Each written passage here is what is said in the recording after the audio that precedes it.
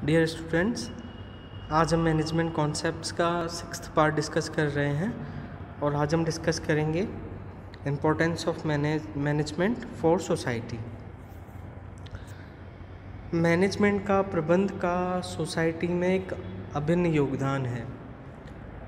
कभी कभी ये डायरेक्टली देखने को मिलता है और मैक्सिमम टाइम्स ये इनडायरेक्टली होता है, क्योंकि मैनेजमेंट जिन रिसोर्सेज को काम में लेता है वो उसे सोसाइटी से ही मिलते हैं।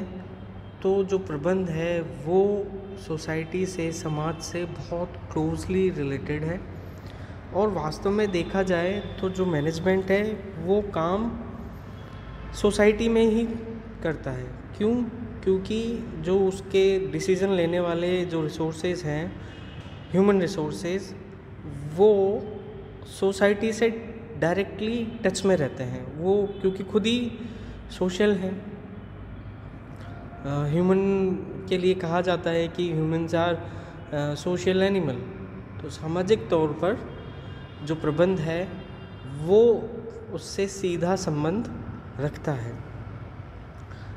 प्रबंध यदि अच्छी गुणवत्ता का है तो वो सोसाइटी के रिसोर्सेज को बहुत एफिशिएंटली, प्रॉपरली यूज़ करता है। कहाँ पे कितना रॉ मटेरियल काम में आएगा, कहाँ पर कितने ह्यूमन रिसोर्सेज काम में आएंगे, कितने फाइनेंशियल रिसोर्सेज काम में आएंगे, इन सब का जजमेंट प्रबंध को करना होता है।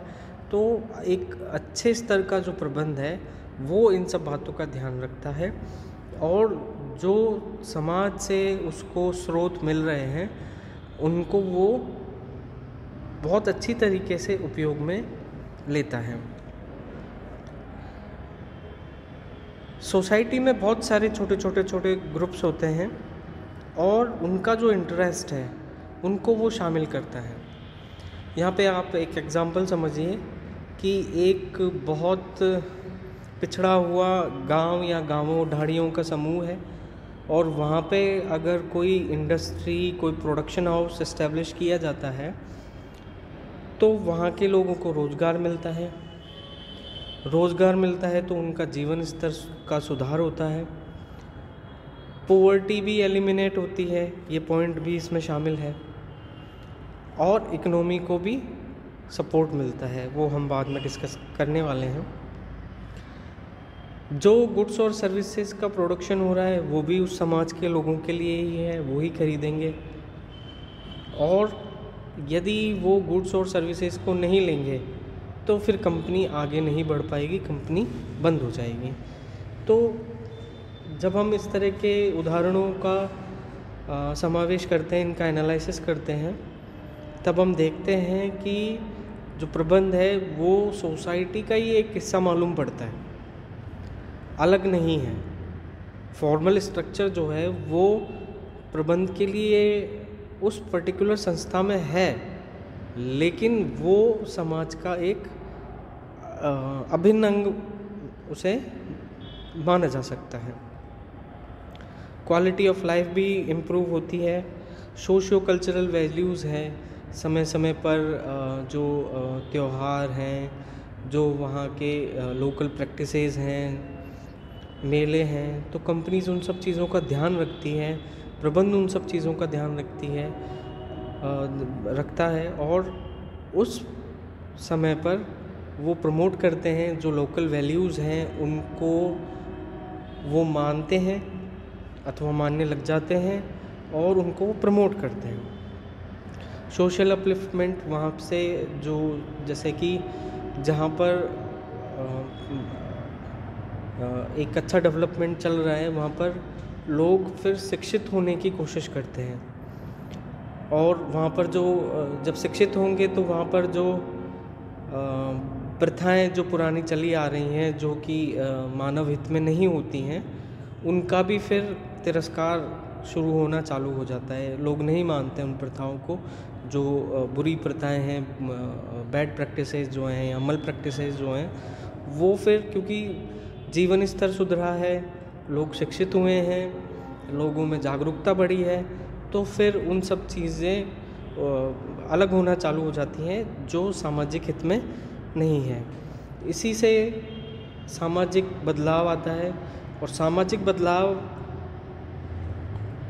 आने से जो प्रबंध है उसको भी सुगमता हो जाती है कि जो लोग हैं उनका जो प्रेजेंट जो स्किल सेट है, जो उनका शिक्षा का स्तर है, जो उनकी जागरूकता है, वो अगर अच्छी होगी तो फिर प्रबंध को अपने एफर्ट्स थोड़े कम लगाने की ज़रूरत पड़ेगी। जो प्रबंध है वो लोगों को कैरियर अपॉर्चुनिटीज़ देता है। जो कंपनीज़ हैं उनको लोगों की आवश्यकता है, ह्यूमन रिसोर्सेज की आवश्यकता होती है, तो वो उनके लिए कैरियर अपॉर्चुनिटीज़ देते हैं। एनवायरनमेंट प्रोटेक्शन का यहाँ पर एक इशू होता है कि कंपनी सिर्फ पहले दोहन का ही कार्य करती थी, वो सिर्फ एक्सप्लॉइट करती थी रिसोर्सेज को, लेकिन अब जो लीगल फ्रेमवर्क है उसमें भी काफ़ी प्रोविज़न्स हैं एनवायरनमेंट प्रोटेक्शन के। तो अब वो जो लोकल जो जगह होती हैं वहाँ पे पौधारोपण का कार्यक्रम है वो करती हैं। कार्बन क्रेडिट की अब प्रैक्टिसेस बढ़ती जा रही हैं, तो एनवायरनमेंट प्रोटेक्शन को भी यहाँ पर प्रमोट किया जाता है प्रबंध के द्वारा। अब हम डिस्कस करते हैं कि नेशनल इकोनॉमी के लिए प्रबंध किस प्रकार से सहायता करता है।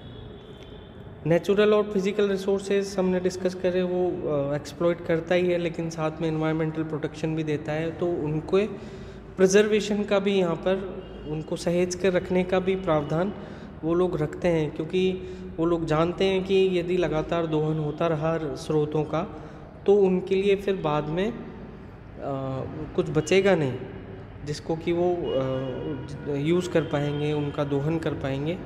और ह्यूमन रिसोर्सेज का वो यूटिलाइजेशन करते हैं, तो जो इकोनॉमी है उसमें जो अनएम्प्लॉयमेंट है उसकी प्रॉब्लम कम होती है और ये डायरेक्टली इफ़ेक्ट करती है पॉवर्टी को। तो पॉवर्टी को कम करने में भी ये सहायक है। कैपिटल फॉर्मेशन को बढ़ावा मिलता है कि लोग बाग पूंजी लगाएं और फिर लोगों को रोज़गार दें। प्रबंध एफिशिएंट है तो वो एफिशिएंट तरीके में कम पूंजी में वो अधिक उत्पादन क्षमता विकसित करेंगे, इससे नेशनल इकोनॉमी को सपोर्ट मिलेगा। ये बैलेंस्ड इकोनॉमिक डेवलपमेंट को सपोर्ट इसलिए भी करते हैं क्योंकि समाज से सीधा जुड़े हुए हैं, समाज के स्रोतों का उपयोग कर रहे हैं, समाज के जो लोग हैं वो इसमें पार्टिसिपेट कर रहे हैं। कुल मिला के जो नेशनल प्रॉस्पेरिटी है, जो संपन्नता है, राष्ट्रीय संपन्नता जो है वो बढ़ती है क्योंकि लोगों को रोज़गार मिला, शिक्षित हुए, जो कुप्रथाएं हैं उनका विनाश भी हुआ है, जैसा हमने सोशल इम्पोर्टेंस में पढ़ा।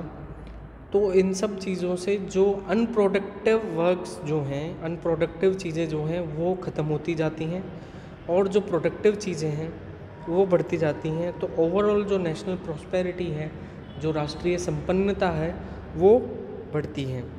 और भारतीय जो अर्थव्यवस्था है वो अभी बढ़ती हुई अर्थव्यवस्था है, तो उसमें भी जो प्रबंध है, जो एफिशिएंट मैनेजमेंट है वो इसमें सहायता करता है।